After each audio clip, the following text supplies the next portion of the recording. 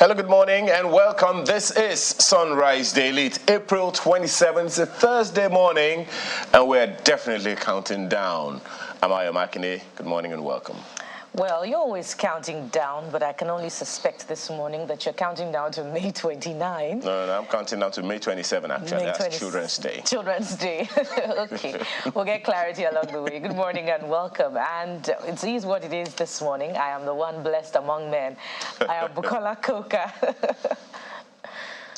It's good to know that you're blessed amongst men, Bukola, and it's good also that you're sitting beside that child, Ayo Makinde. It's good to have you guys here. I'm Neo Taibwe, and thank you for joining us. It's a full day, bright and early. We're here to share your morning with us, to share your morning with you. But we'll start up real quick at looking at what the papers are saying today, because we have a schedule that is so full. But let's start out today start with a look at The Guardian newspaper.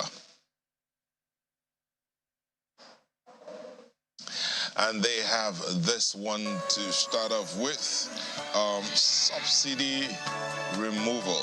It says, marketers in limbo over implementation, $15.1 billion FX demand for fuel importation. That story is on page 6. Just before getting there, I've been joined in the studio by an editor, 21st Century Chronicle, and former assistant editor of Daily Trust, Nuruddin Abdallah, is here in the studio with us. And Nuruddin, real quick, what do you think of that headline? Subsidy removal, marketers in limbo over implementation, and $15.5 billion forex demand for fuel importation. I think, the fuel subsidy removal is coming with a lot of issues. This is just one of the issues. That's the marketer side. You remember there is already that loan that is creating 800 million grant from the CBN and from the World Bank. I think the incoming administration, has to decide all these issues that are accumulating. So many interests. We have been with fuel subsidy, which is adjudged to be not managed transparently. Even among some of the top government officials, is it the customs, is it the NNPC, there are conflicting figures over these issues. So I think maybe the incoming administration has to really sit down and look at the public interest, not the marketers' interest, on the best way to address this issue of because it's like a how do you say that? A fish bone that's stuck in your throat. Exactly. And the CBN for a very long time has cut them from assessing the forest at official rate. So now they want to revert back to that status quo. So I think the income administration is in the best position to deal with this thing once and for all. Exactly. Okay, staying with The Guardian, this other story. I'm unencumbered by scandals. Atiku replies Tinubu's serial loser jab. And then court strikes out EFCC suit against Kogi Governor Yahaya Bello over asset forfeiture. And deaths delay infrastructure frustration on Lagos-Ibadan Express Road repair. Deaths delay frustration on Lagos-Ibadan Express Road repairs. Again, that matter of infrastructure and roads construction, the Lagos-Ibadan Expressway has been in the conversations for so long. Yeah, I think recently, if you are to content analyze the Minister of Works and Housing, Mr. Tunde Fashola, he has spoken about that Lagos-Ibadan Expressway, particularly the completion date, almost every other week. And we understand the situation. Our lenders, particularly the Chinese, are not that forthcoming. That's what happened to Kano, Abuja, Kaduna, Zaria, Kano road. They are almost going concurrently with the Lagos-Ibadan. So, but I think maybe what the new administration should do is that repair has taken so long. You are not building, it's not Lagos to Maiduguri or Lagos to Sokoto or Lagos to Kano. It's Lagos Ibadan, for heaven's sake. But in the last 8 years of Buhari's administration, that has been a recurring dismal conversation. So please, let's get over this once and for all, whatever it takes, so that the issue of Lagos Ibadan Expressway, closing it for this, closing it, giving all manner of explanations, should end once and for all, so that we move forward to other issues. Okay, and that's it from The Guardian. Higher. Well, we moved to Daily Independent from The Guardian newspaper this morning, and of course it leads with that story that has been of some concern over the past few days in the country. FG hires 40 buses at $1.2 million to move Nigerians to Egypt, and as though that were, topical, or the amount itself, was a bit, having some sort of a question mark. All the other papers also have it as their lead story. And it was interesting to see the Minister of Foreign Affairs, provide some form of explanation. But let's take a look at the riders. At last, begins evacuation of stranded citizens, says no Nigerian has died in war-ravaged Sudan. And we hope that it stays that way. But perhaps you could speak to, the process itself and this amount. Surely no amount is too much, to spend on this process to ensure that Nigerian citizens are protected and to let them know that their lives are, valued.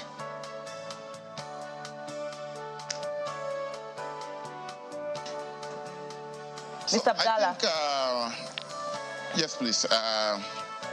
The $1.2 million for the bus fare from Khartoum to the border in Aswan in Egypt, despite what the social media people are saying, it's not much per se. And, we are dealing with bureaucrats. At least the money has been approved. And as of yesterday, the buses have already, some of the buses have started moving from Khartoum to the Egyptian border. Whatever it is, I saw some people calculating how many buses. They say 40. So how many trips will they do? They say it takes about 50 hours between Khartoum to the Egyptian Aswan, the Egyptian border with Egypt. Our prayers actually is this: let every Nigerian living in Sudan ferry to Egypt and back to our country safely. I think that's more important, and that's why, there is not so much outcry from the government. At least the government has responded to the cries of our stranded people in Sudan. Well, there are quite a number of other stories on the front page of Daily Independent that are just as important this morning. Herdsmen killed 2 soldiers, 15 villagers in Benue communities. That security concern is also continuing, and we hope that security operatives rein in on the situation there, and the incoming administration has its work cut out for it. Also, at the bottom strip of the Daily Independent, unlike Tinubu, I have no drug case, dual citizenship scandal. That's ascribed to the PDP presidential candidate, Alhaji Atiku Abubakar. Let's leave it there for Daily Independent. The leadership newspaper this morning is interested in what happens after May 29. And look at the headline of the paper, a leadership newspaper this morning. National Assembly, Tinubu APC leaders meet to decide on zoning. That story is on page 4. House caucus presents zoning template. Orji Kalu, Zonizo, Pabio Barao, others besiege president-elect's residence. Ex-lawmakers caution against zoning along executive lines. But Mr. Abdallah, looking at this, it would seem like already with the election of the president and vice president, we seem to have shattered a kind of glass ceiling. Do you see the same upset happening in the National Assembly? Yeah, Mr. Ayo, not really, particularly, the president-elect, Asiwaju Bola Ahmed Tinubu, is an experienced politician, you know, when compared to, let's say, the outgoing President Muhammadu Buhari. And I believe he is sensitive to the ethno-religious nature of the country. So unlike what Buhari did in 2015, that he doesn't have an interest in whoever becomes the Senate President or the Speaker or their deputies, you know, I don't think that the President-elect Tinubu will toe that line, particularly bearing in mind the ethnic coloration of the last election. You know, the Northwest, you know, as you see, are conversing for the third position in the country with all their arguments, gave the President-elect the highest vote and what have you. But there are other salient issues. Ethnicity is one, religion is one, particularly with the Muslim ticket we already have on the ground. So Tinubu, unlike Buhari, is an experienced politician, you know, and if God spares our life, you know, he may seek re-election in the next couple of elections. Maybe so we should even, Mr. Abdallah, maybe we should even be done with this first term, and then we can hope for a second one at the end. So, and, you know, generally, I mean, that point is noted. One just wonders how significantly that will play on governance. But look at the story right under the headline, the nameplate. Subsidy removal, CSO's kick against $800 million World Bank loan. What's your take on that? We are borrowing money to palliate savings. I don't get it. Do you? You know, yeah, you know, the incoming administration will be faced with this very serious matter. You know, it is a situation whereby between the devil and the deep blue sea.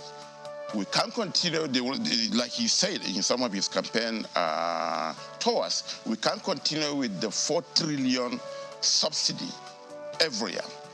You understand? And the other side is, they say if you remove subsidy, the price of PMS per liter will jack up to above 500.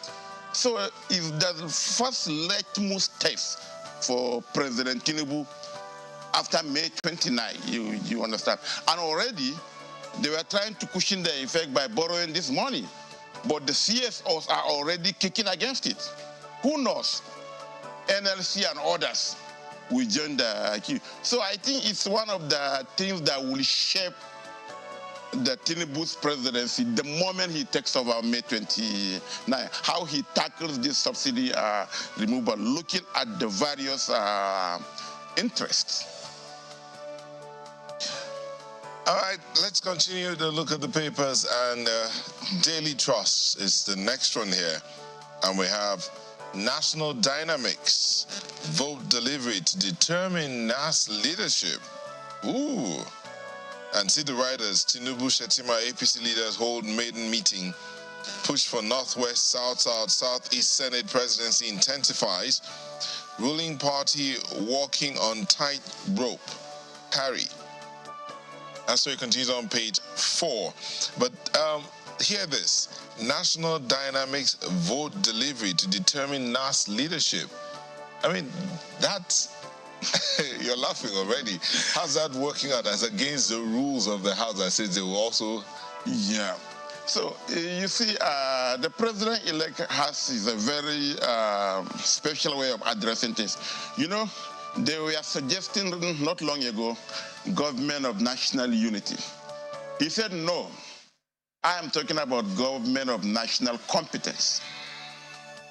And now to the National Assembly leadership. So, like I just mentioned some moments ago, how Tinubu handles the national leadership recruitment process will go a long way in shaping his presidency. I don't think he will do what Buhari did in 2015. He said, no, I don't care who becomes the... But on the day of the inauguration, he summoned a meeting of the APC stakeholders. And you know what happened? Senator Saraki So, emerge. if a government of national competence, how does that relate with national dynamics, vote delivery to determine NASS leadership? There are two issues here. Vote delivery.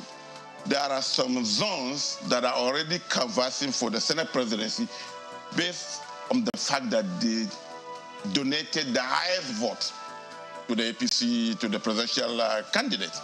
And now, talking about the national dynamic, Muslim, is it another Muslim? So that's the dilemma. But like I said, he's an experienced politician, and I believe he should be sensitive to the feelings of all Nigerians. All right, back to you, Buki and Ayo. Well, we hope that that will be the case and nothing will change in the new administration. Our next stop now is the Nigerian News Direct, and of course it also leads with, the story, big story of the Sudan crisis, and this is the way it's captioned. FG spends $1.2 million to evacuate 2,400 Nigerians to Cairo by bus, and he blames security reasons for huge costs. That's the big story. Above the nameplate, you find this one. Two former governors behind Pull Him Down scheme that the Ogun government alleging. Just in case you're interested, you find details on page 2. But there are other stories at the bottom strip, and there's one that concerns everyone. Banana Island, Lagos begins removal of illegal structures. And I'd just like you to comment on this. Amid other stories of building collapses across the country, we had one over the weekend also from Ibadan. What do you think, the incoming administration can do in terms of, putting in place standards in the profession for practitioners and ensuring that, they adhere to it such that it will be reduced to a barest minimum in the coming years? Yes, I think it's the issue of building collapse is more of a political will than even the professional standard. Take Lagos issue, for instance. Take Banana Island. Banana Island is not a Jegule or one Oshodi or some of the suburbs of Lagos. It's a highbrow area. The people constructing these skyscrapers are big people, maybe in government or even outside of it. So it is the political will that whoever is, Governor Shaun should ensure that whoever is building must adhere to the rules. That's the only way to go about it. But unfortunately, if you look at it, most of it, a person will be given a permit to build 5-story building. He will end up building 20, and nobody cares about what he does until the tragedy struck. So it's more of a political will. And it is the situation in all other parts of the country. Some big people with money seems to be above the municipality laws. They erect whatever they want to. They cut corners. And at the end of the day, there will be tragedy and we'll all be crying. So it's more of a political will than even the issue of current or other professional will. I think maybe the next president will have to look at that and ensure that whoever is involved should be dealt with. There should be penalty, I think, for all those things. That will put an end to it. Indeed, Mr. Abdallah, the political will is very critical at this point in time, and we hope that that will be sustained. Let's leave it there for the Nigerian News Direct, and perhaps that ends the newspaper review segment. I will begin with our first leg of the conversation. That will be after this break. Stay with us.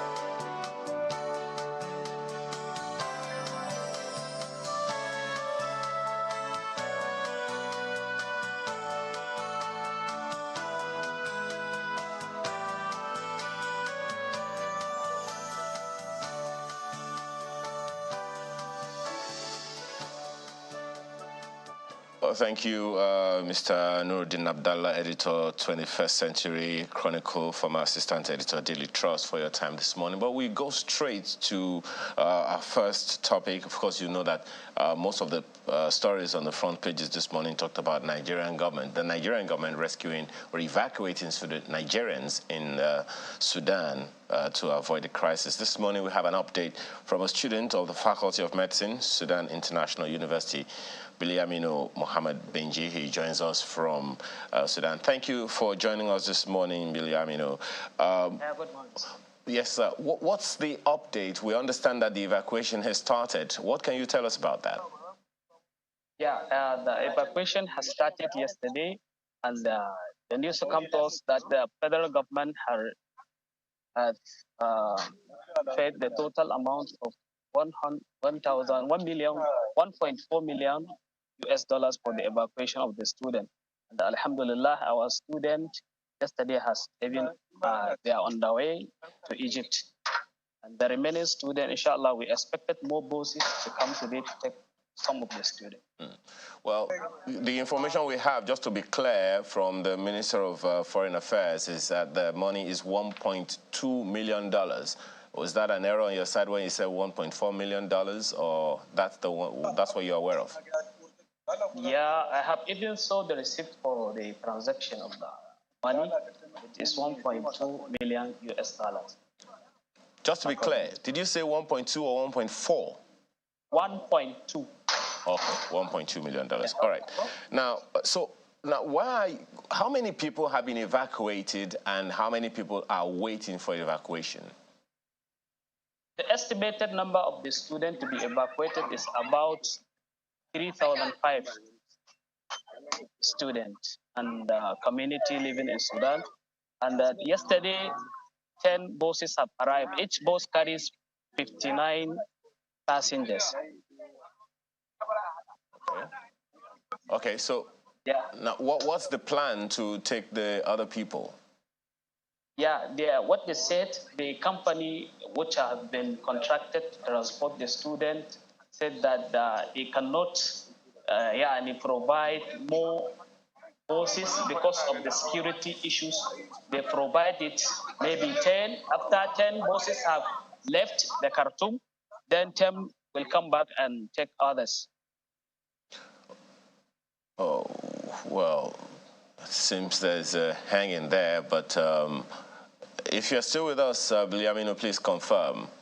Because, I mean, you just talked about security concerns, which, of course, has been a concern for everyone, and wondering how that is being tackled, how Nigerians in Sudan are coping. You remember the conversation we had, was it on Monday or Tuesday, about how Nigerians are coping. The information we have is that they are not living quite nicely at this point, and that is very, very concerning. And indeed, we recall the conversation we had with the student from Sudan yesterday, and he had quite a lot to share with us about the difficulty they experience in terms of accessing food, in terms of accessing credits to even purchase credit for power supply has been difficult. And, he said how they've been able to cope in recent times was because they had stockpiled food for this difficult time. And, it says a lot about the humanitarian situation in Sudan at the moment. We're talking about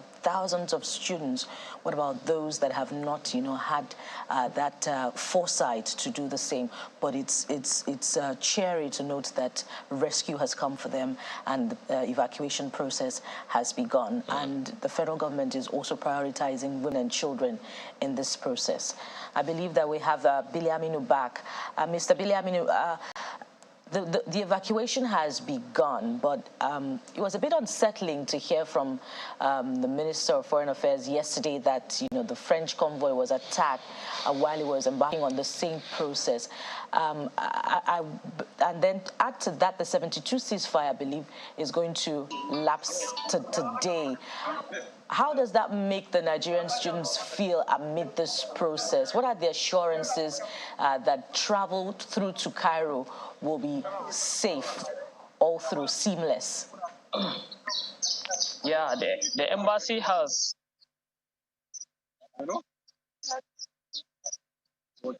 Hello?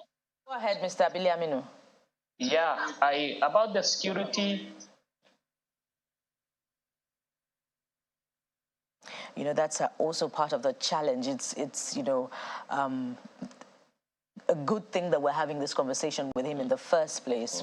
You know, the student yesterday also talked about how there have been disruptions to the internet system in Sudan over time. And we also experienced disruptions while we had our conversation with the young man yesterday. So we hope that we'll be able to get him back. But, you know, hopefully we'll be able to get him back, and perhaps a huge lesson also for us to pay attention to all that is necessary. Well, hopefully we are able to get Biliaminu Mohammed Binji back in the event. We don't. We thank him for his perspectives this morning. He's a student, Faculty of Medicine, Sudan International University. All right. Okay, I understand we have him back. Yes, can you hear me? Yeah, I can hear you. Okay, yeah. Where my colleague was asking about the security situation, particularly given the conversation that we heard in Lagos here about the attack on the French convoy.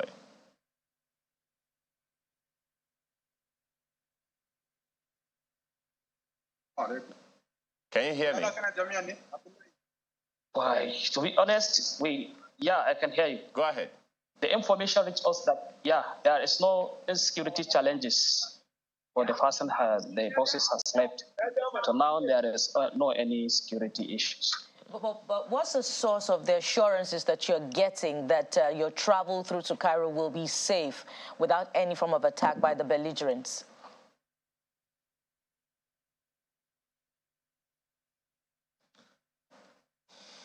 Oh, well, indeed.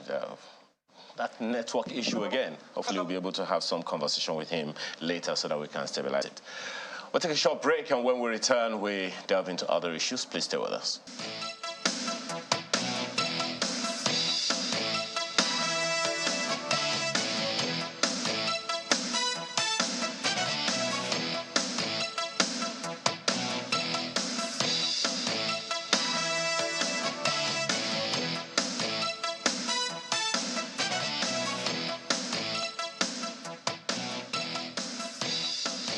Welcome back, and as you can see his face on the screen, he's there to help us answer some questions, and hopefully I've been looking at, it's about 32 days to the next administration, and we do remember one of those days we woke up to a headline, President Muhammadu Buhari asking Nigerians that he may have hurt in the course of delivering his responsibilities as a president to forgive him.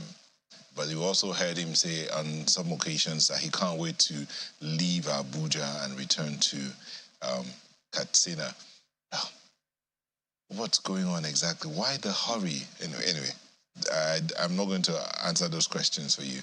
We have in the studio the Special Advisor to the President on Media and Publicity, Mr. Femi Adesina. Thank you for coming to the studio this morning. Thank you. Good morning. You look like you also can't wait to get out of Abuja. Oh, yes, when you have done something for 8 years in a country of 200 million people, I think you have had more than your fair share. Because if you are going to share the time among 200 million people, if you have taken 8 years, you have taken a lion's share. Not everybody will have that privilege. So if you have had that privilege, just be thankful and then move to the next. Was there a chance like 200 million people can never sit in that office? You know there's no chance. There's no chance. All right, let's get into this. So let's start with that statement of, if I have hurt you in any way, forgive me. Why would the president be saying that? Every reflective person should be able to say that. If you permit me to go into scriptures, Samuel was a leader for Israel.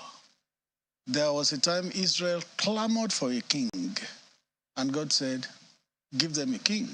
So when he anointed Saul to be a king over Israel, he spoke to them. He said, judge me. Is there anybody whose ass I have taken, or anybody whose horse I have stolen? Have I taken a bribe from anyone? And all that. So it's like a self-accounting. when you are exiting from a position of public trust, you need to be humble enough and down to earth enough to know that you would not have done everything perfectly. Mm-hmm. So there will always be an opportunity to say, if I wronged you, forgive me. It may not be that he actually wronged, but he should be factual enough to say, if I wronged anyone, please forgive. Indeed, there are some who feel that the president has wronged them. I mean, based on some of the promises he made in his manifesto when he was coming into office, one of those being peace and security, return of the Chibok girls, an end of insurgency. How should the people feel seeing that some of these promises were not met as much as the people anticipated? Mark the word I use, were not met as much as the people anticipated. That will also not quite be factual, because in 2015 we knew where Nigeria was. Today we know where we are. Can you compare where we are today to 2015?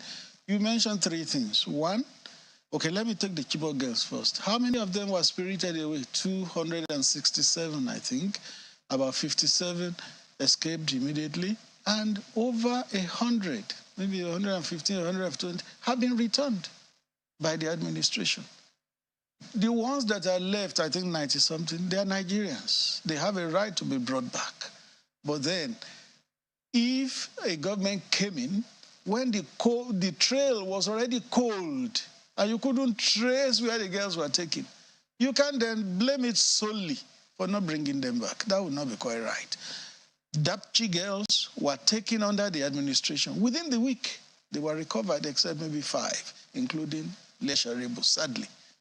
So, I believe that with the Chibok girls, we should rather appreciate God and appreciate government for what was achieved. It's not as if government folded its hands and didn't do anything. It did its level best. And because government is a continuum, the incoming government, if it recovers more of those girls, yes, the country will gladly receive them. That is one, Chibok girls. You also mentioned insurgency. Oh, would you say where we are today in the area of insurgency was where we were in 2015? No. Even there's an international report, if you permit me to share, which gives the death toll from terrorist attacks between 2011 and 2022.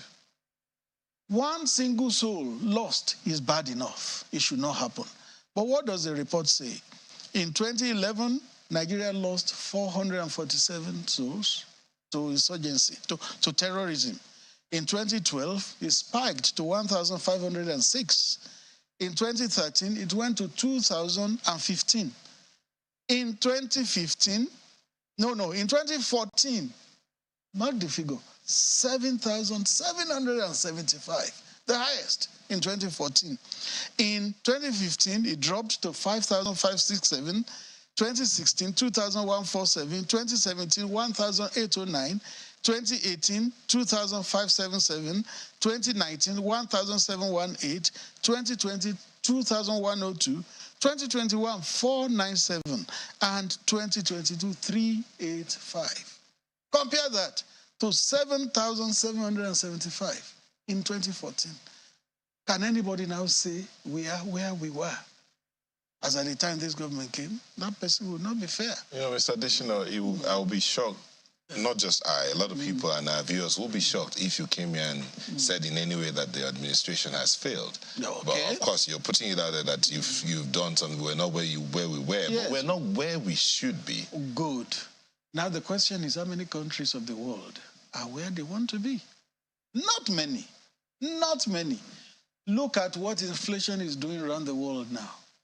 Next door, neighbor Ghana. The last I saw, the inflation rate was 58%. Nigeria hit just about 22%. Well, I wouldn't say about, because that is bad enough. But Ghana is at 58%.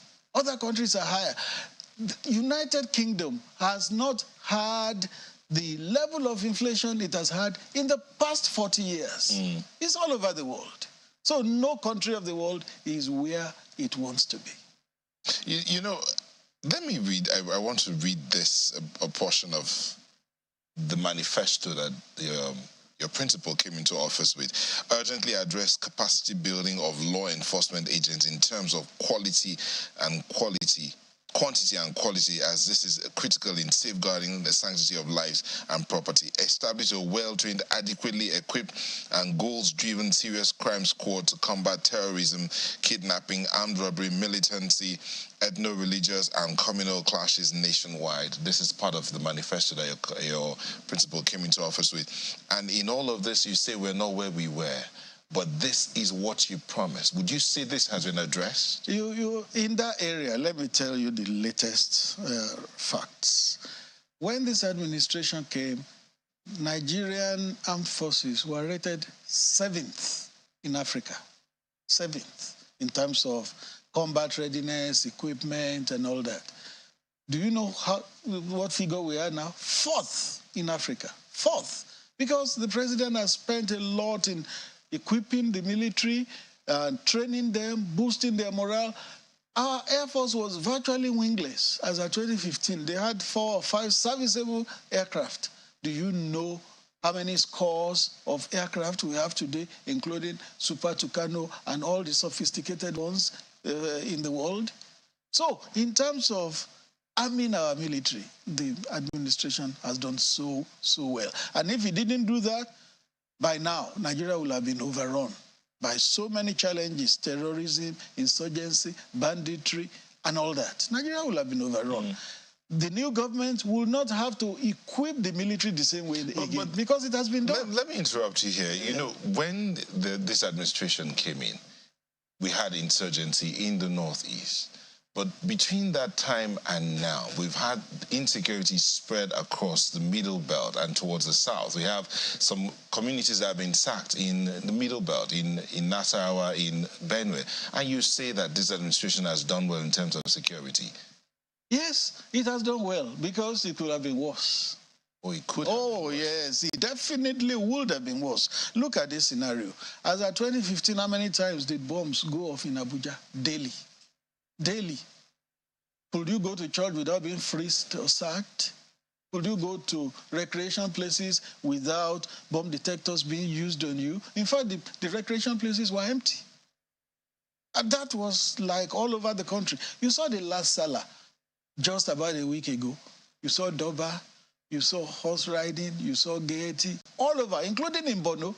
Was that possible as of 2015? It was not. So there is a lot of improvement, marked improvement. I'm not saying further challenges didn't come up. They came up. As of 2015, the major challenge facing the country was insurgency. Banditry was strange. But later, the challenges became variegated, and banditry was one of the things that came in. Among the same people, the Northwest people, they have a common language, they have a common culture, they have a common trade, they are like cattle rearers. They began to steal one another's cattle, they began to kill one another, all sorts of things. So it was another challenge. And of course, you know that kidnapping for ransom also joined it. You know that cult killings joined it. You know that other ethnic clashes came up. You had people who began to agitate for all sorts of referendum and all sorts of breakaway from the federation. So when challenges multiply in a country, it is the duty of government to also rise up to those challenges. So, and I think by and large... So did government rise up to come in? Because yes, we focus so much on security, with the areas education, job creation that you talked about, the improvement of the economy, but it looks as if it even got worse under this administration. Let's talk about that. The economy that the Buhari administration made was one solely dependent on import. We import everything: toothpicks, wine, beans from Burkina Faso, rice from Thailand, everywhere. We were spending millions of dollars on importation that we couldn't afford. Money that could have been deployed towards more productive areas of the economy. Today, what do we import? particularly in terms of rice, in terms of maize, in terms of beans. Almost all grains are produced locally.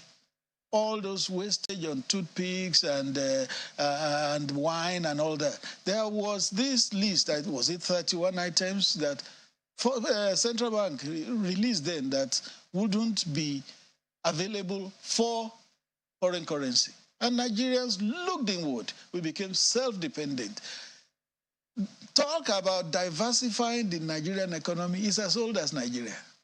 But we were a mono-product economy till Buhari came. But Buhari is not leaving Nigeria as a mono-product economy. He's living a diversified economy. How many products do you say Nigeria has? He's living a diversified economy because agric is out there. Manufacturing is inching up gradually. ICT is there. Oil, that used to contribute 97% of our GDP, contributes less than 10% today. Mr. Deshina, so we should accept this reality. No problem. We'll come back. I will come back to you with some other questions. My colleagues in Lagos have questions for you. Buki and Aya. Well, Mr. Adeshina, good morning. I'd just like to also go back to the first question asked by my colleague Nyota about the president's, reflection, using your words, over his administration, asking Nigerians to forgive him if they have hurt him in any way. I'm just wondering how consistent that has been about his administration's achievements over time. I recall during the campaigns, he had cause to speak to party members and said that those who were supposed to be talking about his achievements were not talking about his achievements. And in recent times, your colleague, Mr. Garba Shehu, spoke in an exclusive interview with Channels Television, and he said that Nigerians will miss Mr. President after he hands over power on May the 29th. So is this new position by Mr. President an acknowledgement that indeed his administration has failed to deliver on the promises, the major promises that it campaigned on, in 2014? No, it is not. It is not any admittance of something like that.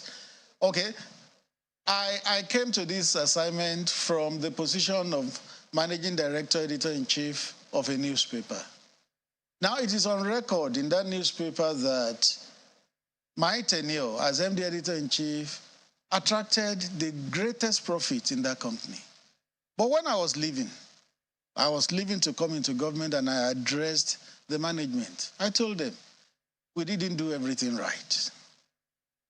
If in the process of running this company, I have stepped on toes, please forgive me. It was not intentional. So it's in the same spirit that the president said, if he did anything wrong, Nigerians should forgive him. You can't claim that you have done everything right at any point in life. No, you can't claim it. That would be presumptuous of you. It would be pontifical of you to say, I did everything right. No, that would not be correct. There is no person that does everything right at all times.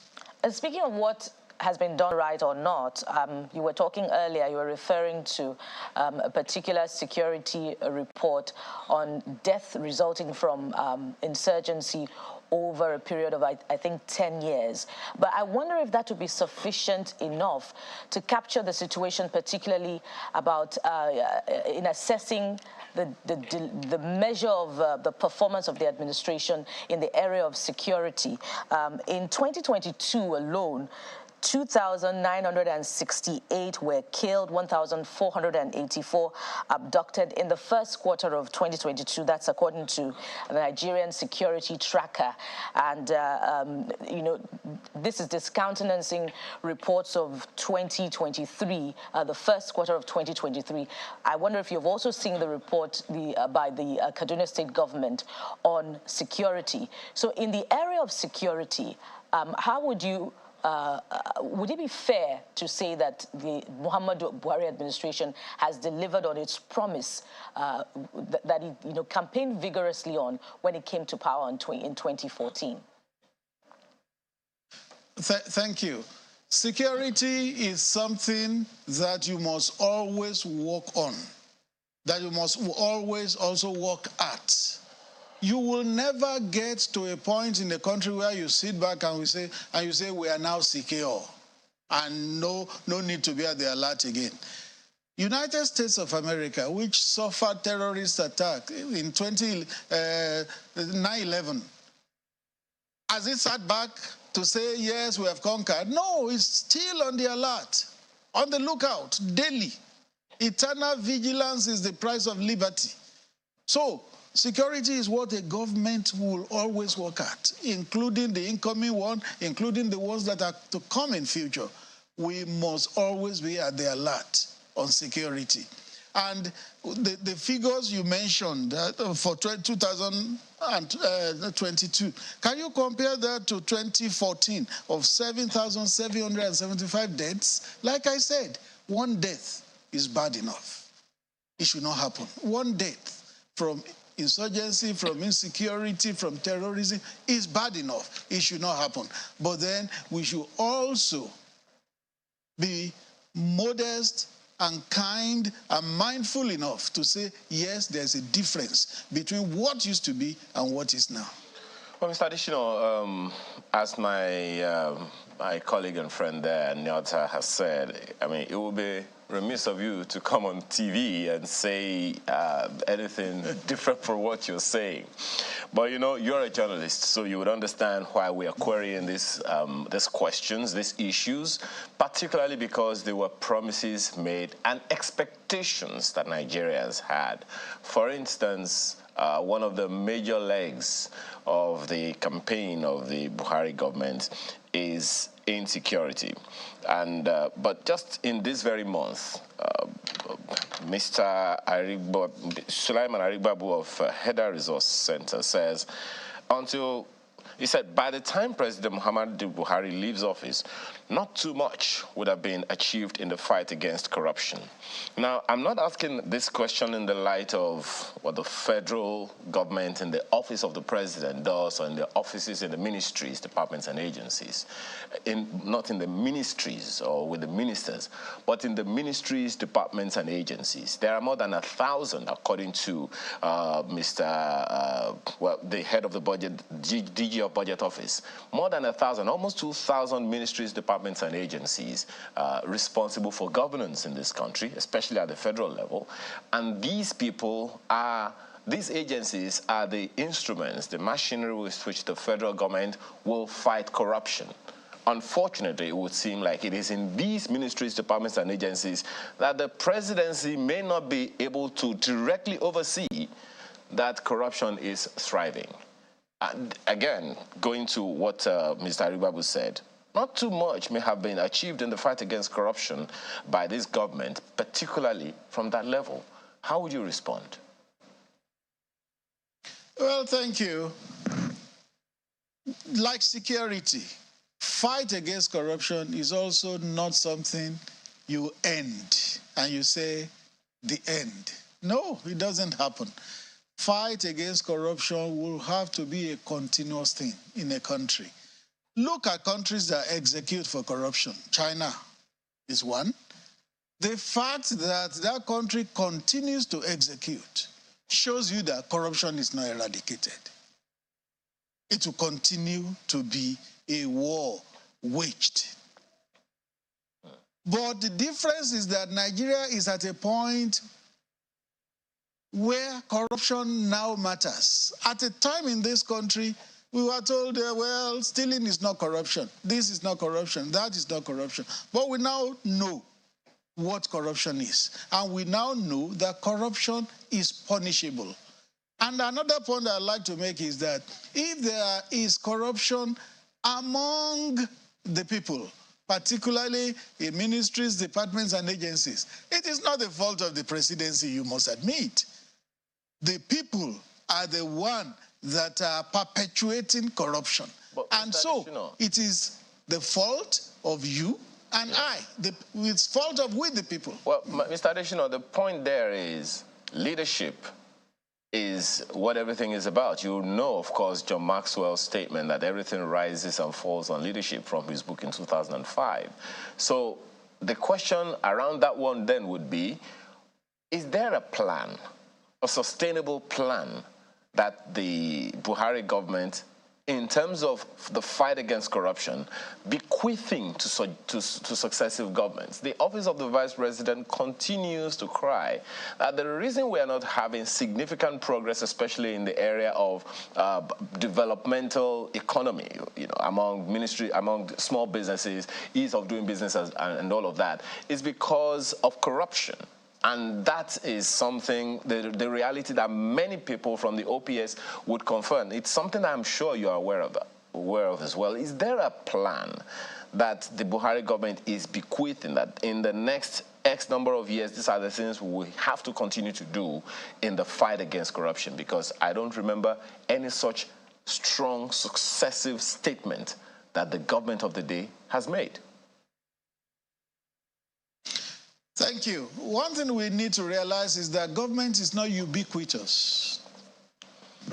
Governments cannot be with us in our homes, in our churches, in our mosques, in our offices. It is we, as a people, that must define our own values, virtues, and our own ethos in our individual space. If we refuse to do it, we can turn around. We can turn around and blame government for not doing it. Well, that is one point. The other one is, yes, is the government bequeathing? Yes? No, go ahead, go ahead. Okay. Is the government bequeathing something enduring in the area of anti-corruption? Yes, I'll say yes. Each government defines its own vision. But I doubt if there will be any government that will not consider corruption a serious issue. Listen to all the campaigns. Every major candidate then said he will fight corruption if he got into office. So I doubt if any government will come and it will leave corruption at the back burners. Any government that does not tackle corruption headfront is only expediting the ruins of this country, because corruption is an issue in Nigeria. The Buhari administration fought corruption. The results are there. Well, check the figures. I'm looking for the figures, Mr. And my apologies, Mr. Adifino. My sincere apologies. I'm asking for a reference point in the past 8 years, expiring May 29. I'm asking for a reference point. It is in this government that a number of people would remember animals carting away cash. It is in this government that we understand that the Accountant General of the Federation was queried for more than R1 billion or so.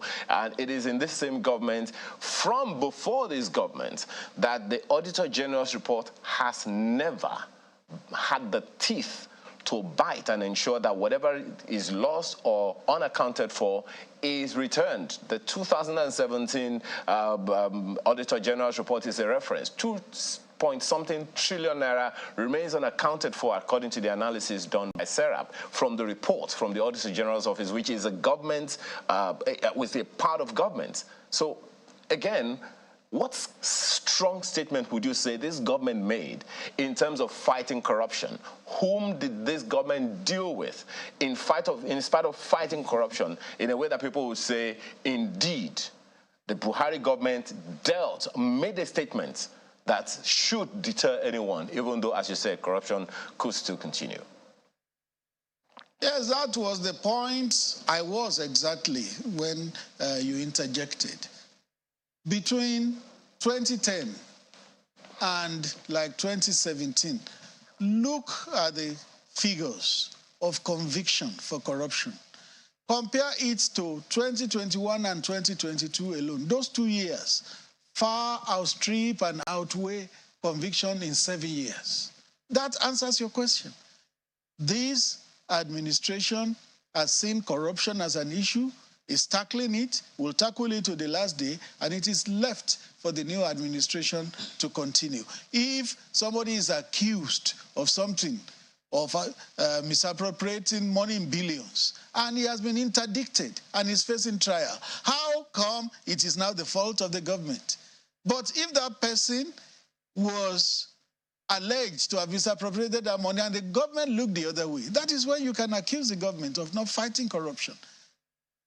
Give me one person not apocryphal stories like snake ate 38 million, crocodile ate 20 million, 2 trillion is unaccounted for. Those are things that cannot be substantiated. But give me any substantiated case or story, and the government has turned the other eye. It has not happened.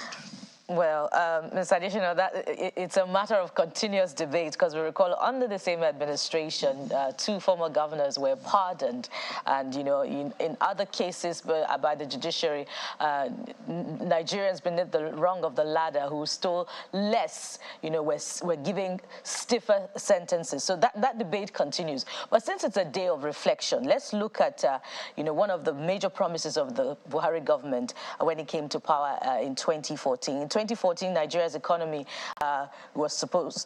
grew by about 6%. Crude oil production was 2.15 barrels per day. The naira to the dollar at the time was 150 naira. So let's move down to 2023 now and look at the same economic indices. Economic growth is, somewhere around 2%, and even the projection by the World Bank is that economic growth will grow by 3% in 2023. So upon reflection now, can you say that the Buhari government has delivered when you consider where Nigeria was in 2014? Yes, as at 2014, one thing you didn't consider was that oil sold at over $100 per barrel. It went to $143 per barrel at a time. That's at 2014. But at 2015, when the Buhari administration came, there was also a global crisis, and oil prices went as low as $37 per barrel. It even dropped to below 30 at a point. And that was at a time when oil was the mainstay of our economy. We went into the first recession. Happily, after a year, we came out of it. In 2020, we went into another recession because of COVID. In 1 quarter, we came out of it. So you need to consider what the indices were in 2014 and that resulted to the 6% growth in the economy. And what were the indices in the Buhari years? Until recent, the oil prices went marginally up. The prices were consistently down. And that was what used to be the mainstay of our economy till the president insisted that this economy must be diversified. And we have a diversified economy today. So when you come with those figures, particularly the exchange rate of naira to the dollar, you ask yourself, what are we exporting? If you don't export, your naira will be consistently weak against the dollar. But we are heading to a point when we can begin to export, particularly agri-products. We have started marginally. It can improve. Until you export, your currency will be weak against international currencies. That's one thing we must realize. But Mr. Adich, the administration campaigned on the strength of its ability to solve problems. And you cited global economic challenges. Other countries of the world have taken advantage of those challenges, i.e. the Russia-Ukraine war, to increase the fortunes of its economy, i.e. Saudi Arabia, just to mention one that has, thrived amid the global challenges. But Nigeria has been unable to do pretty much the same. The story here is, crude oil theft that has not been significantly dealt with. When Nigeria sold oil at $143 per barrel, and that administration exited, how much did we have in our foreign reserves? Less than 50 billion. In fact, I think less than 40 billion, 39 point something billion. I hope I'm correct. But it's either less than 40 billion or less than 50 billion. Saudi Arabia that you mentioned had hundreds of billions of dollars in its foreign reserve. That's the same country. That's a similar country where their export is oil. Nigeria's export was oil. They conserved their own money and they built a healthy reserve. Nigeria didn't build a reserve. Foreign reserve was down. Federation account was down. Excess crude account was down. In fact, everything was, to use the president's words, vandalized before 2015. So you can't eat your cake and also have it.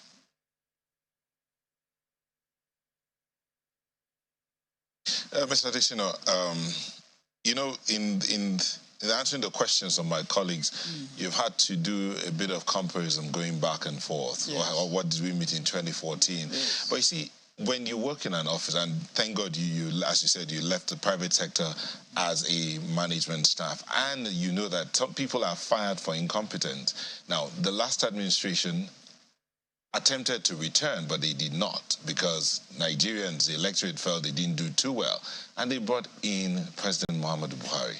But you've consistently gone back and forth. What were we then? What are we now? But people are fired and new staff are employed in order to move the company from where it was to where it's supposed to be, not to be in the same doldrums and you're having the same conversation. See where we were before, see where we are now. No. The change is so that improvement can be seen. Now, for instance, we're talking security. Let's go back a bit. But before that, I'll read out some things here so that I can respond to all of them.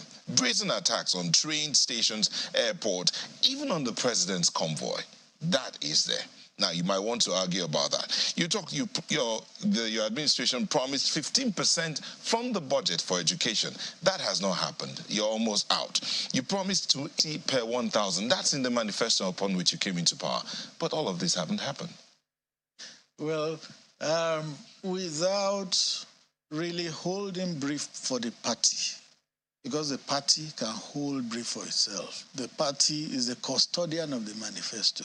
What happened in 2015? But the president is like the arrowhead of that party. Yes, to implement it, but I'm building up. Okay. What happened in 2015 was that there were a rash of documents passing off as the party's manifesto. You didn't know which was really from the party, which was from a support group. For instance, there was a document, 100 things Buhari would do in 100 days. You know that it was when I resumed as his media advisor that I asked him about that document. He said, is there a document like that? I said, yes, there is.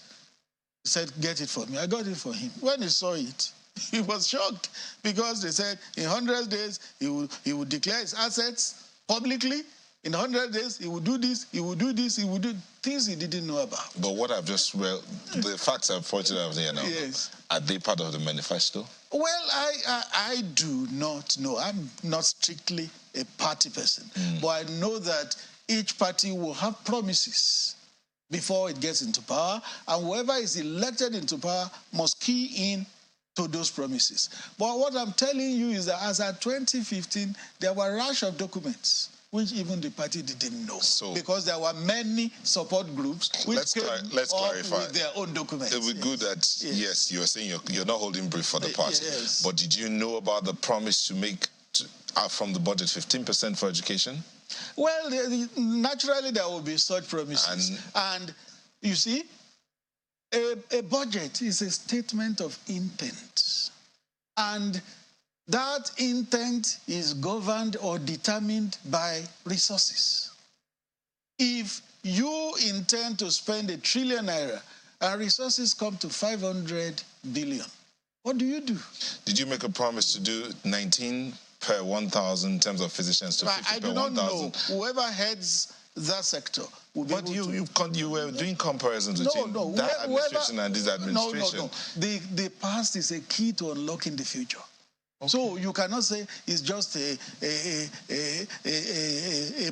comparison for the sake of comparison. The key to opening the future is the past. Which is good. Yes. But in looking at the past to open the future, you made certain promises. This is what my predecessors did, or this is what this government did. This is what I am going to do. Okay. And now you're saying there was a rush of documents. So in the many documents that there were these promises outlined in the document Okay, let me address it this way.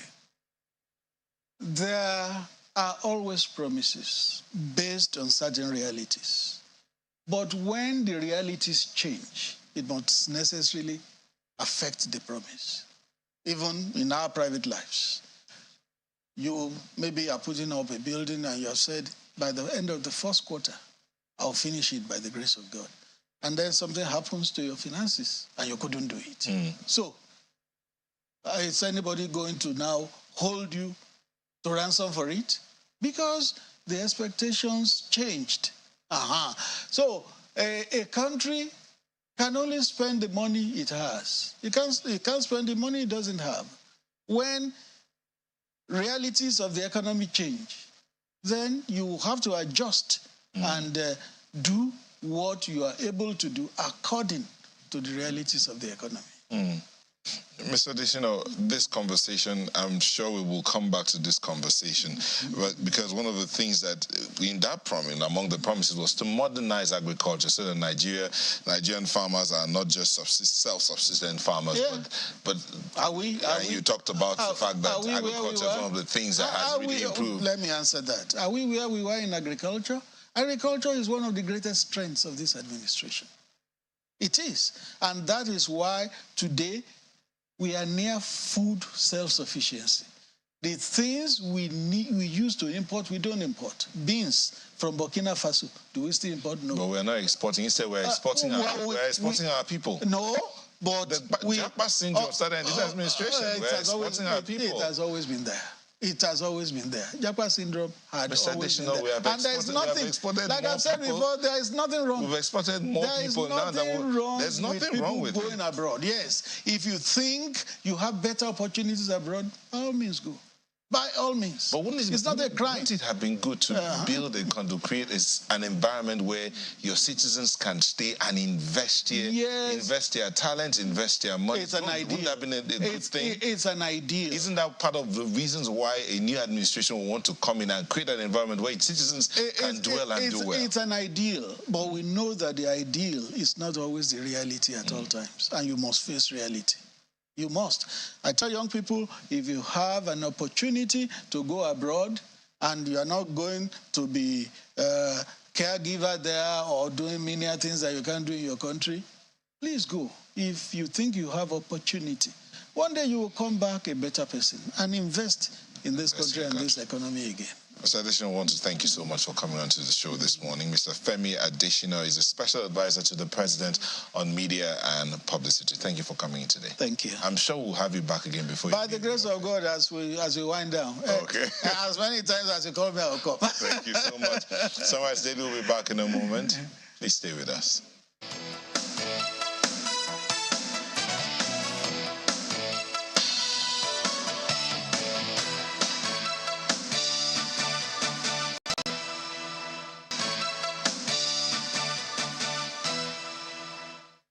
Well, it's still Sunrise Daily on Channels Television, and we head to our next leg of the conversation.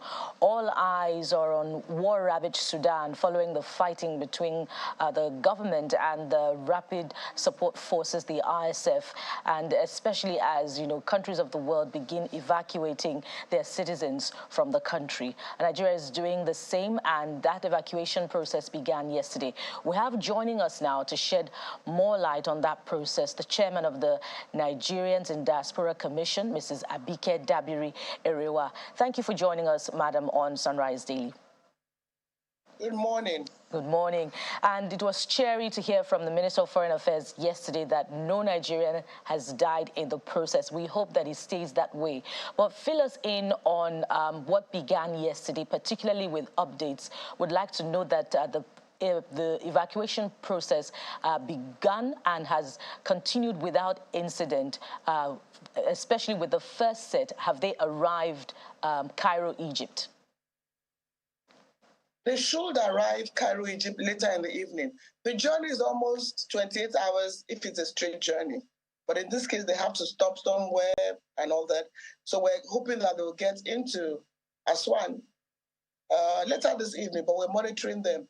13 buses left Khartoum yesterday from 2 universities, the African International University and I think Al-Khazar University. So 13 buses of about 60 people have already left, and by the grace of God, we're monitoring them and they're all good. I mean, it's not a very pleasant situation, but they're also, mission officials are waiting for them at Aswan to receive them. And another set of buses, hopefully, when funds are released for them, because the transporters are insisting they want to collect their cash before they even load the next set of buses. So everything is being done by the Ministry of Humanitarian Affairs, NEMA, to ensure that is done. So cheering news, no life has been lost, as the Ministry of Foreign Affairs announced yesterday, and our students are progressing to their destination in Aswan, Cairo. And we heard from one of our students earlier on the program that about 3,500 students are expected to be evacuated. We'd like you to confirm that figure. And while you're doing that as well, the concern is on security. The 72-hour ceasefire, we understand, is supposed to lapse sometime before the end of today. So what are the assurances that as the process continues, because it began just yesterday, that it will continue without incident when the ceasefire has lapsed? That's the prayer and that's the hope. But so far, the Nigerian mission and the 3 missions are working together to ensure that our students are protected. Now, there's a little challenge. 3,500 students, yes, but Nigerians are now coming, without even any documentation to now say they want to come back. And I said it before, and I'll say it again. Perhaps when we get all our data right, Sudan will probably be one of the areas where we have our largest diaspora population.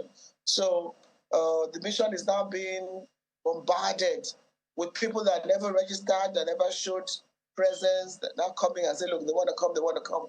And as you said, the 72 hours is lapsing. There's a lot of tension. There's a lot of desperation. So in fact, yesterday in the evacuation, the mission very strict, because people who never even showed up wanted to even chance the students. Some tried to jump in through the window, so they had to stop a while and said, no, we have to be orderly. And they did it by now breaking them into various states with the list that they had. So let's just pray and hope that let's pray and hope that the ceasefire will become permanent season of fire. Who knows? There's been a lot of talks with the AU and the 2 warring factions, and there's nothing better than peace in all this situation. Absolutely. So with the new numbers of those now interested in being ferried to safety, you're projecting more than the 3,500 students anticipated in the first place, and if that number is correct? I don't want to tie down myself to figures, but all I know is that as at this morning, the mission, people that never even showed up anywhere, that never even made an interest to come, are now bombarding, and they even want to go before those that had been on the queue.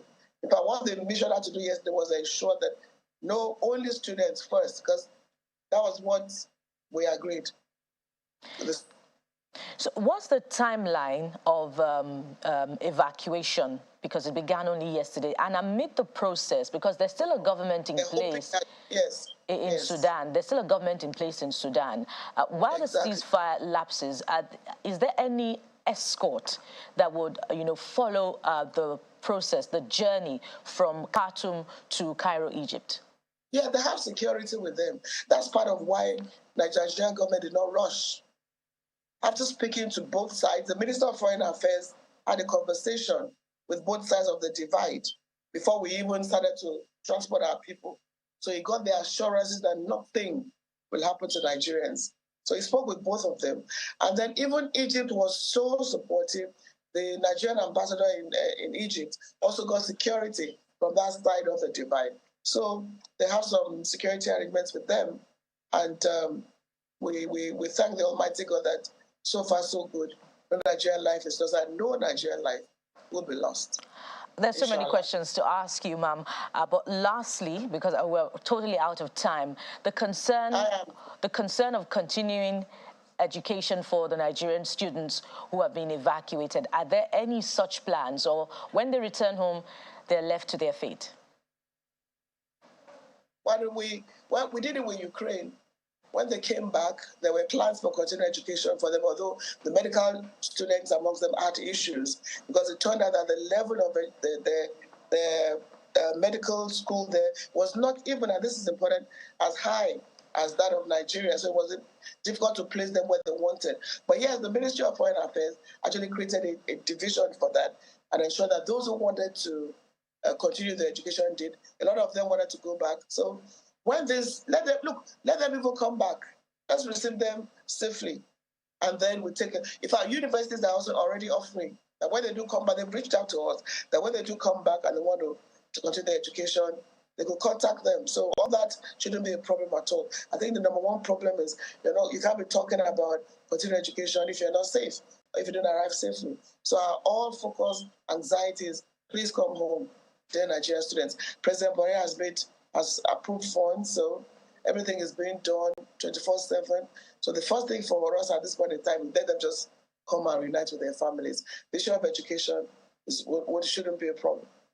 Indeed, our thoughts are with Nigerian students as they return home, hopefully in the next few days. We'd like to thank you very much, Mrs. Abike Dabiri Erewa. She's the chairman, Nigerians in Diaspora Commission. Thank you for joining us on Sunrise Daily. Thank you. So we'll be back with the next leg of our conversation after this time out. Stay with us.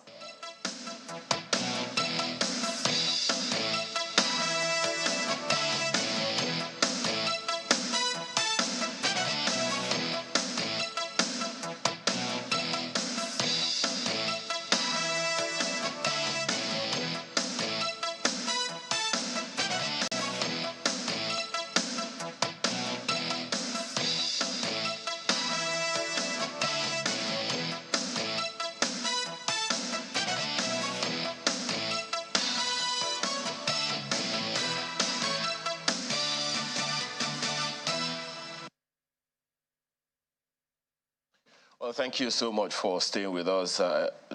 Now, let's talk about some of the things that are as personal to us as they had been all the while. Of course, the president is exiting office in a few days from now, 32 days by the count of some, but it's still the same political party, would seem. So let's begin by setting agenda for the incoming administration in terms of immediate challenges that need to be fixed. Let's pay a little attention to the power sector.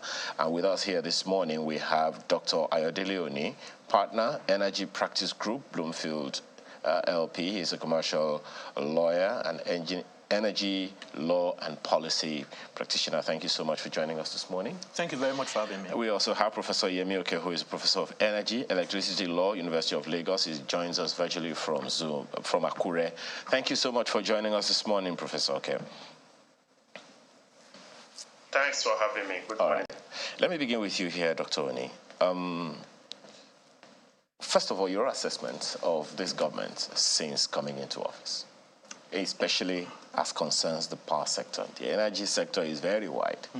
We'll get there, but the power sector. Okay, I'd say modest achievements. I'd say that they've continued from where the last administration stopped. Now, it would be unfair not to go a bit historical. A lot went wrong, particularly in the 80s and 90s. For example, between 1987 and 2000, when you had Fashola as Minister for Power, there was no enhancements of the national grid. And prior to that time, the private sector could not even participate until you had two decrees in 1998. Private sector could not even participate. So you had to first privatize. Then this administration then started quite a bit around enhancing the distribution network and the transmission network. I always say generation isn't our problem. The problem is mostly transmission and distribution. No one would invest in generation. And besides, we have stranded generation. No one would further invest in generation if they're not sure they'll get paid, if distribution doesn't work properly and transmission cannot evacuate that power. So I'd say modest achievement. Quick one on that. I mean, don't you put... Well, Mr. Fashola that you mentioned put a question mark on the privatization process. Do you think that process factored in these issues that you just raised, the challenges of transmission and distribution as opposed to generation? Okay, good question. Yes, that privatization did. But the challenge is that maybe it could have been done differently. First, I have a problem when people criticize the privatization because everyone is smart in hindsight. But maybe it could have been done slightly differently, but I think it was the best alternative at that time. Yes, government did consider transmission and distribution. That's why you had a number of promises made to the would-be investors. And that's why you had the partial risk guarantee to assure that generation companies will get paid and distribution companies somehow will be able to work around distribution, and government was going to invest in transmission. That was the plan. Now, many things in this part of the world fail on implementation. It's not brilliance, it's not policy, it's about the detail, or the devil being in the detail of implementation. And also, I think we lack a data-driven, integrated energy plan for the country. Everyone's just doing stuff haphazardly. I think that's a big, major problem. Well, Professor, okay, Dr. Oni says modest achievement of this government in the past 8 years. Do you agree? Well, I look at it differently. What achievement in terms of what is actually on ground for Nigeria? I know I'm mindful of the fact that a lot of initiatives are in the pipeline. Some are actually being unveiled, particularly in terms of grid expansion. But that's not what Nigerians are looking for. Nigerians are actually looking at actual megawatt that is available for them to consume. They're not too much keen about efforts that the government is making or made. I slightly disagree with Hayo, my colleague, as to the fact that blaming the Fashola regime in the Ministry of Power, the three ministry combined then, the privatization was wrongly conceived and wrongly delivered. And some of us want that we shouldn't be in a hurry even to privatize the entirety of the generation and distribution infrastructure, because we're asking questions about who were the entities that were to be favored in the process, which were the entities that were actually coming on board to buy those assets. And we knew and we felt that those entities never had the capacity, both in terms of financial capacities and in terms of the technical details that will have enabled them to acquire those assets and take it to the next level. And that was a problem. Even in terms of financing, we predicted that no money came in essentially from abroad. We didn't have a kind of the influx of foreign capital as expected. So the players stimulated wrongly, they kind of hyped the process as to what was expected. So when the Fashola regime and others came on board, it was challenging, essentially challenging for them, because they met nothing on ground. You will ask the question, as of today, how many actual megawatts have been added to the existing grid? I'm not talking of trapped, those that have not been welded to the transmission infrastructure. I'm not too bothered about that. Those are at least aspirational generations that are not even those number of people, perhaps also like you as well, would argue that that's neither here nor there, knowing that you can't store electricity. You have to will it, otherwise you don't even produce at all. But then you also listen to him talk about a plan, a cohesive plan of power delivery. You have raised a question around whether or not we have added to the electricity that is distributed to people. The question has continued to abound as to how much we really need. How much is needed where? What sources of power generation should service which, going by what we just heard Minister of Science and Technology deliver recently? Do you think all those objectives are clear with a cohesive plan and a timeline for delivering them within the past how many administrations we've had? Well, I like to look forward. I mean, the outgoing administration has tried its best, which was not good enough for Nigerians and Nigeria as a polity. I'm strongly in favor of having disaggregated power sources. I'm not too much a fan of grid-based generation, because the world is going off-grid. I favored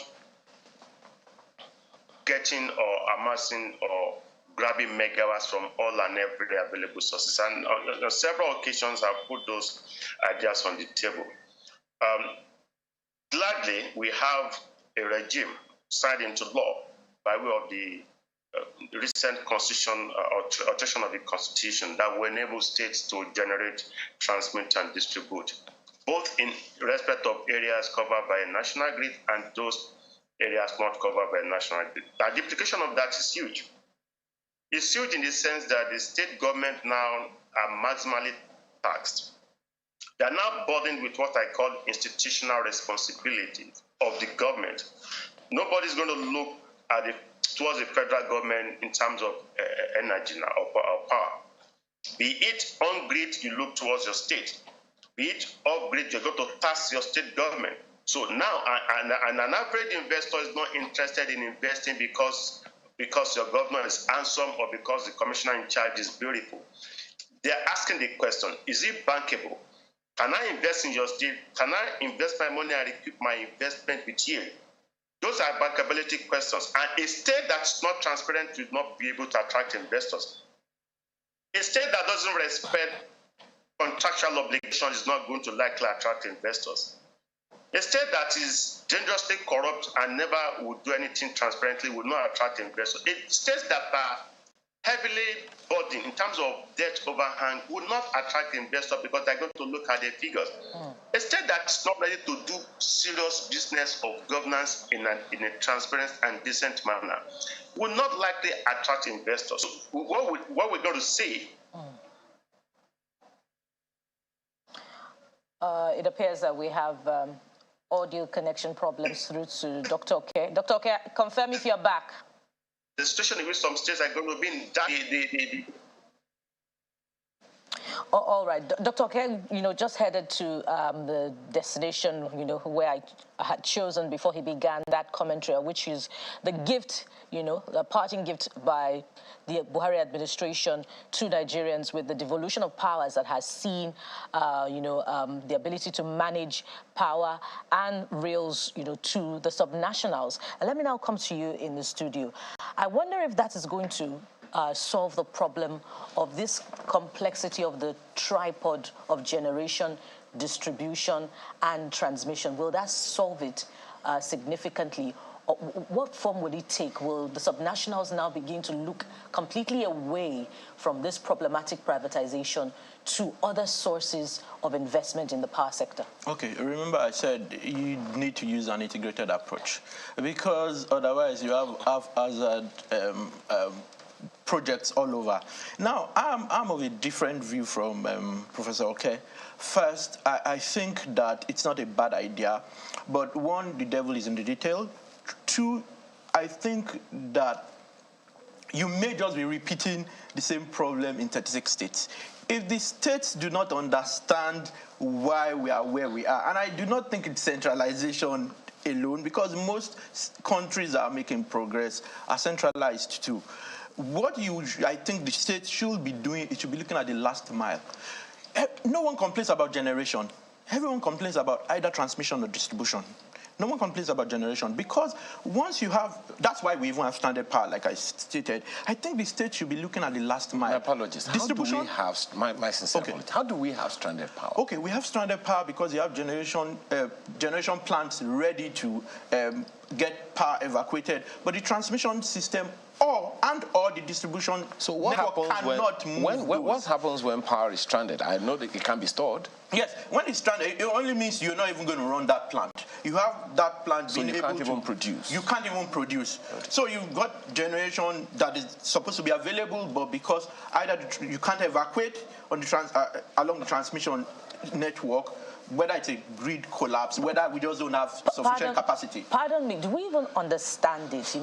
I always says when we talk about this tripod of power generation that, it's like having power domiciled in your generator, but you're unable to transmit it, which for me, it begs the question.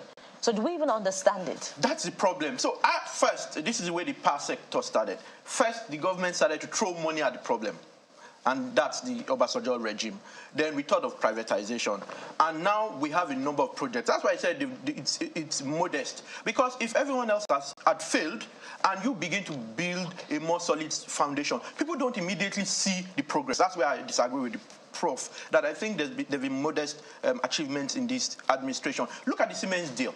It's a government-to-government, Nigeria and the German government supporting its export credit agency to improve, because if you need not do anything with generation if transmission and distribution are available. You will have a lot of people developing those plants. Now, I even disagree with him even around whether distributed generation is the solution. We have embedded power. How many projects have you seen? We have mini grids. We have those regulations in place already. So the problem is not the law. You have IEDN, Independent Electricity Distribution Networks. You've got embedded power regime. You've got mini grids. Question you should ask is, why have all of this not worked? I think that's where the prof misses it in my view. It's not saying you can be idealistic, but you need to also be practical in the sense that we have those laws in place. Why have they not worked? And I'll tell you why they've not worked. First, power is from up, down, up. If you and I and industries do not pay for electricity and we steal electricity, money doesn't even get to distribution companies. Remember, the distribution companies pay everybody else. So they distribute, get the funds, pay for the wheeling, transmission, pay the bulk trader because of that arrangement, it's administrative fees. The MO, there's the market operator, deals with that payment arrangement. And then generation companies are paid. Who then pay gas producers where it's thermal plants? So it would be unfair to say that there's been no achievement. But because we do not see the results immediately, I'd say it's very modest. But if there have been achievements, there's still that concern, about what you're paying for and the value that you're getting in the first place, which is one of the issues that Labour is tackling. So Nigerians have not seen that. You're right. I dare say in certain areas there have been improvements around availability. But the truth is that that's why you'd see policies such as the service-based tariffs. In Nigeria, it's no longer issues around cost reflectivity. It's service. In certain areas, if you go to Magodo, power has improved. If you get up to 20 hours, you pay more tariffs than everyone else. So what the NEC is trying to do now is to ensure or force people to be more efficient. So the more efficient a distribution company is, the more power you provide, the quality of service, the higher your tariffs are. So if you get no power, then it's lower tariffs. I understand people's frustration, and people should really be frustrated. But it's also the problem of lack of a data-driven, integrated approach. Let the federal government, and I like the constitutional amendment. Why? It allows the states to be able to sit on the table with the federal government. If this doesn't work, then we have the option of creating our own markets. And I disagree with each state having its own market. It's going to be chaos. What then happens to the distribution companies? Remember that they did invest for a number of years. So imagine you have 100 distribution networks. What you should really be having is a last mile approach where you have retailers. If you go abroad, you find out that different people are saying, come buy power from me.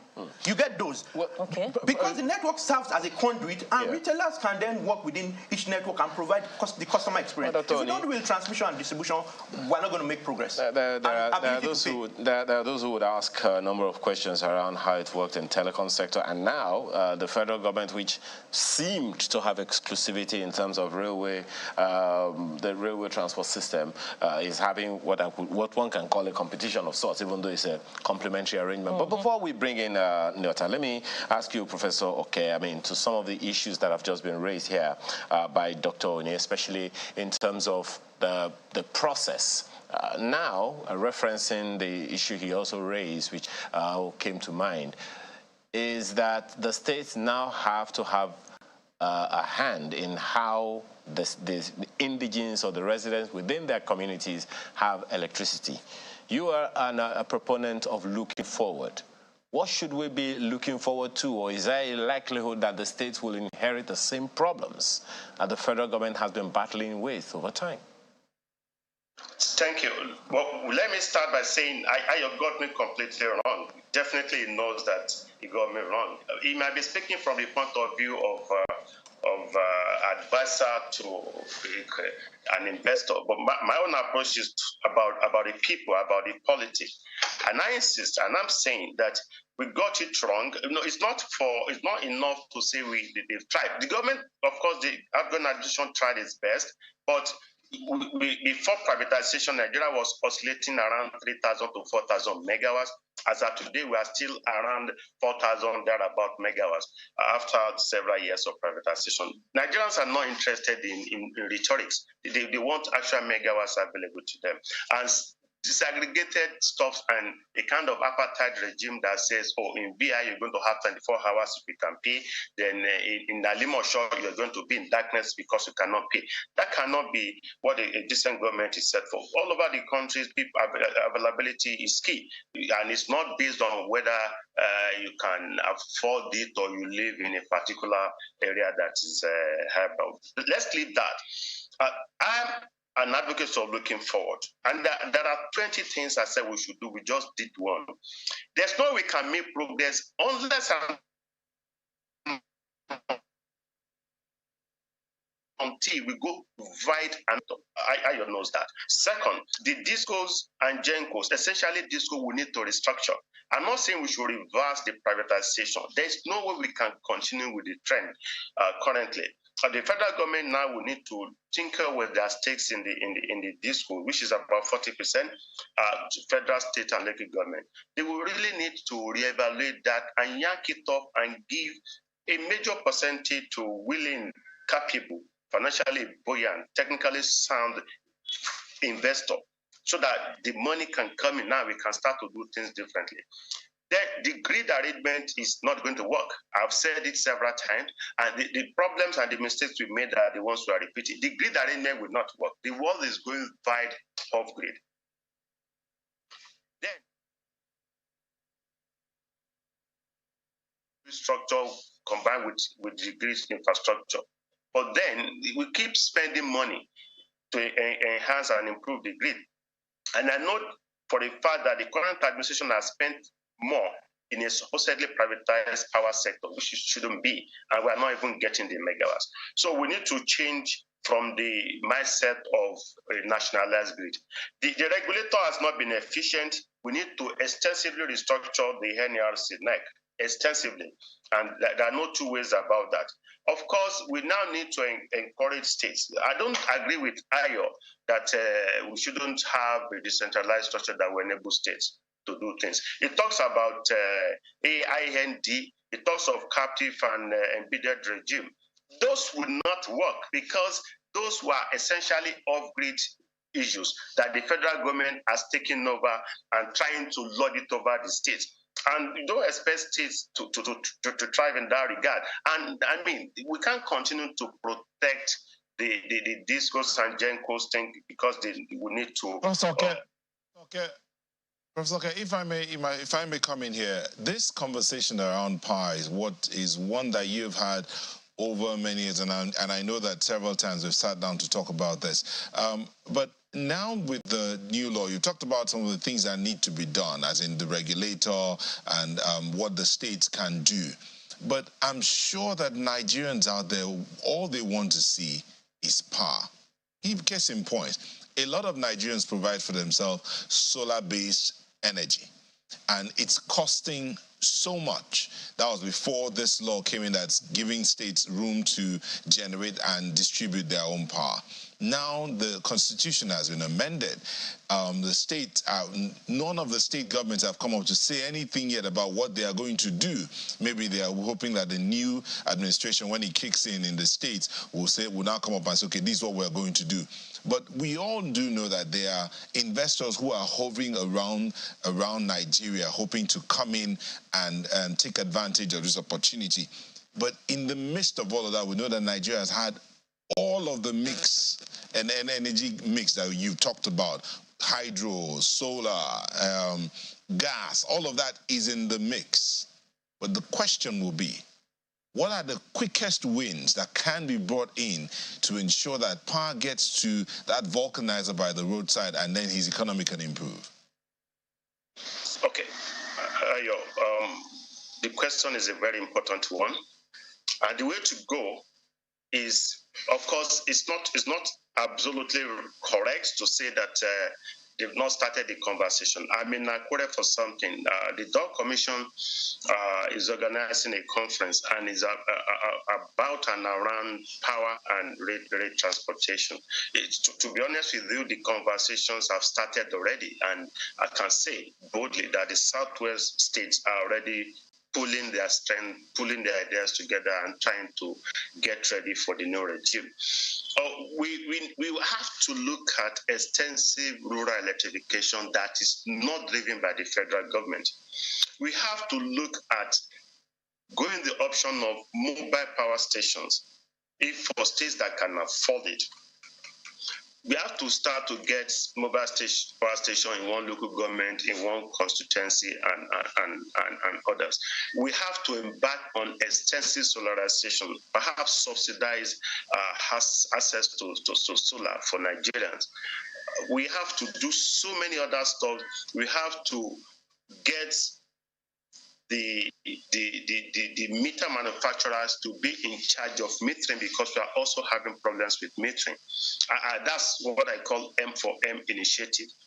The meter manufacturers can sit with the proper discos and calibrate their meters to suit their needs, so that meters can be available. Sorry, so that Nigeria. Sorry, you just mentioned something. I'll still get to Dr. Ayo. Mentioned something here about the discos. I mean, with the new amendments in the law, do the discos still have to play, or is the place now opened up so that other distribution companies can come in? And then, since you mentioned the meters, can states have meter manufacturing companies for their states, such that I am in Abuja, for instance, I have a meter manufacturing company here providing meters for the residents of Abuja, and then there's an electricity company providing power maybe for Wuye side, another electricity company providing power for Guzape. The same way that applies in other climes here. Okay. The logic and the way to go, even that question came up yesterday extensively, and the conference is continuing today in Nigeria. The way to go, I favored cross-licensing existing discos and gencos, meaning they're already on the field. They're already in those states doing stops. They're already there with their infrastructure, with their network, with their arrangement. We can start from them. Perhaps if they're able to make more money, they're going to do serious business. The discos are constrained, and Nigerians need to know 90% of the discos are technically insolvent. Nobody is mentioning that. Nobody is amplifying that. Why are they under receivership? They're not buoyant. We did everything, but they're insolvent. They are under receivership. But we're not saying they should revoke the licenses or cancel the privatization, but get them to be afloat in terms of rejigging their structure to be able to do business now with states. Two, I will favor a regime that will allow existing players, for instance, a disco in Ibadan that covers Ogun and Oyo, can start to get engaged with the state governments in those states and start to do things. The new regime allows states to also license meter manufacturers. And there are meter manufacturers in Nigeria, a number of them. They can, because it's also about services, both generation, transmission, distribution, as well as services. And meter comes within the realm of services. So naturally and generally, the state will have to license meter manufacturers, either to import or assemble or manufacture. And that conversion also came up yesterday. And some states are already ready. They are even about licensing meter manufacturers. So the meter manufacturers now, the MoMAs of this world and the rest, will have to start to engage state government and see how they can capture those markets. I said there will be a lot of activities in the power sector. I never will be an advocate of the centralized structure that hasn't worked and that would not work. And in other countries, you see players. I mean, let's decentralize and let's have activities. Okay. Small scale power generation. Okay, Prof. Let me take this to Dr. Oni. Dr. Oni, You are the lawyer, and you've seen the laws. You're an energy lawyer. You've seen the laws as they are, the constitution amended as it is, and you have an idea of what plays so far, what has been playing out so far in the country. So put that on one side. Look at the situation as it is, where we have importers of generators. I mean, they're the big importers of generators. There are even those who are manufacturing generators, and some of them even have, I understand they have assembly plants here in Nigeria. What do you think can be done to ensure that all of these people get into the mix again, so that that man on the roadside can have the energy he needs to pump, the tires he needs to pump, and do his business? The barber can also do his business. Okay, that's a useful question. I think the solution is around implementing what you have. It's not just making the laws. If you implement those laws, for example, a number of them are even already going to mini-grids. You give them an opportunity. When you implement some of these laws, there's the opportunity for private sector players already in that sector to then do projects. You need to ensure that there's bankability. You need to ensure that investors are assured of their income. Once that's the case, and you need to also ensure that there's consistency of policy. If we continue to change policies, then it becomes a problem. And I even actually think we are over-regulating the sector.